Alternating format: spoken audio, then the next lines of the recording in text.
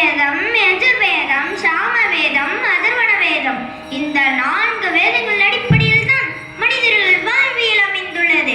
ஏன், ஒவ்வொரு உயிருள்ள ஜீவன்களின் ஜனனம் மரணமும் அடங்கியுள்ளது. சரி, யுகங்கள் 4 வகைப்படும். கிருதயுகம், திரேதாயுகம், துவாபர யுகம், கலியுகம். கலியுகத்திற்கு 4,32,000 ஆண்டுகள். கிருதயுகம் கலியுகத்தை விட 4 மடங்கு பெரியது, அதாவது 12,96,000 ஆண்டுகள். திரேதாயுகம் கலியுகத்தை விட 3 மடங்கு பெரியது, அதாவது 12,96,000 ஆண்டுகள். துவாபர யுகம் கலியுகத்தை விட 2 மடங்கு பெரியது, அதாவது 9,64,000 ஆண்டுகள். இப்போது புரிகிறதா? வேதங்கள் கூறுவது ஏன்? யுகங்கள் எவ்வாறு தோன்றியது? இப்போது பார்ப்போமா? ஆதிசக்தியின் பிம்பங்களான பிரம்மா, சிவன், விஷ்ணு ஆகிய 3 மாபெரும் சக்திகள் முதலில் தோன்றினார்கள். பின்பு ஆதிசக்தியின் அம்சங்களான சரஸ்வதி, பார்வதி, லக்ஷ்மி என 3 மாபெரு தேவியர்கள் தோன்றினார்கள். பிரம்மா, சரஸ்வதி, சிவன், பார்வதி, விஷ்ணு, லக்ஷ்மி என 3 ஆண் சக்தியும் 3 பெண் சக்தியும் ஒன்றாகின. பிரம்மா அண்ட சராசரங்கள், நவகிரகங்கள், சூரியன், சந்திரன், அங்காரகன், புதன், குரு, சுக்கிரன், சனி, ராகு, கேது முதலில் உருவாக்கினார். பின்பு பஞ்சபூதங்களான நீர், நிலம், காற்று, ஆகாயம், நெருப்பு ஆகியவை உருவாக்கினார். அமீபா என்னும் ஒரு செல் உயிரினங்களிலிருந்து புல், பூண்டு, செடி, மரங்கள், ஊர்வன, பரப்பன என விலங்குகள் என படிப்படியாக பரிமாண வளர்ச்சி அடைகிறது. சரஸ்வதி ஞானத்தையும் கல்வியும் மாயக்கல்கள் 64ஐயும் மனிதர்களுக்கு பரிமாண வளர்ச்சிக்கு பெரும் துணை புரிகிறார். விஷ்ணு, மகாவிஷ்ணு மனிதர்கள் நல்லவை எது, தீயவை எது என அறிந்து மக்கள் எவ்வாறு வாழ வேண்டும் என்பதை கருத்தில் கொண்டு ஒவ்வொரு யுகத்திற்கும் அந்தந்த யுகத்திற்கேற்ப அவதாரங்களை எடுத்து அசுரர்களை அழித்து நல்லோர்களை வாழ வைத்தார். அவ்வாறு மகாவிஷ்ணு எடுத்த அவதாரங்களை காண்போமா? கிருதயுகத்தில் மச்சவதாரம், கூர்மாவதாரம், வராக அவதாரம்.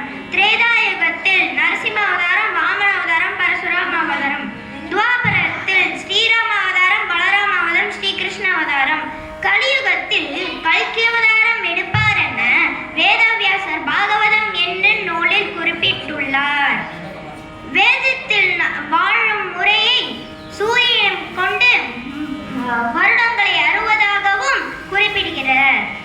தமிழ் வருடங்கள் பிரபவ, விபவ, சுக்ல, பிரமோதுத, பிரஜோத்பத்தி, ஆங்கிரச, ஸ்ரீமுக, பவ, யுவ, தாது, ஈஸ்வர, வெகுதானிய, பிரமாதி, விக்ரம, விஷு, சித்திரபானு, சுபானு, தாரண, பார்த்திப, விய, சர்வஜித்து, சர்வதாரி, விரோதி, விக்ருதி, கர, நந்தன, விஜய, ஜெய, மன்மத, துன்மிகி, ஏ விளம்பி, விளம்பி, விஹாரி, சார்வாரி, பிளவ, சுபகிருத்து, சோபகிருத்து, குரோதி, விஸ்வாசு, பராபவ, பிளவங்க, கீழக, சௌமிய, சாதாரண, விரோதிகிருது, பரிராவி, பிரமாதிஷ, ஆனந்த, ராட்சச, நல, பிங்கள, காளியுத்தி, சித்தாத்தி, ரௌத்ரி, துன்மதி, துந்துபி, ருத்தோட்காரி, ரத்தாசி, குரோதன, அசைய.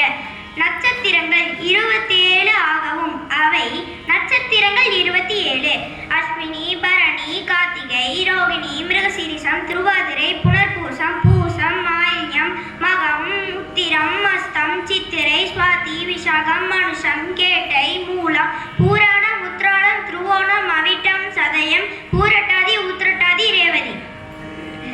ராசிகள் 12 ஆகவும் அவை ராசிகள் மேஷம், ரிஷிபம், மிதுனம், கடகம், சிம்மம், கன்னி, துலாம், விருச்சிகம், தனுசு, மகரம், கும்பம், மீனம். இதற்குள் ஒவ்வொரு உயிரினத்தின் ஜனனம் மரணமும் அடங்கிவிடும். இந்த உலகில் பிறந்த ஒவ்வொரு உயிரினங்களின் அறியக்கூடிய மந்திரம் ஒன்று உள்ளது. அதை நான் கூற நீங்களும் கூறுங்கள்.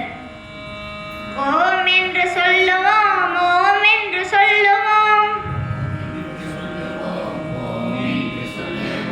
ஓர் எழுத்து மந்திரத்தை ஓம் என்று சொல்லுவோம். ராமா என்று சொல்லுவோம், ராமா என்று சொல்லுவோம்.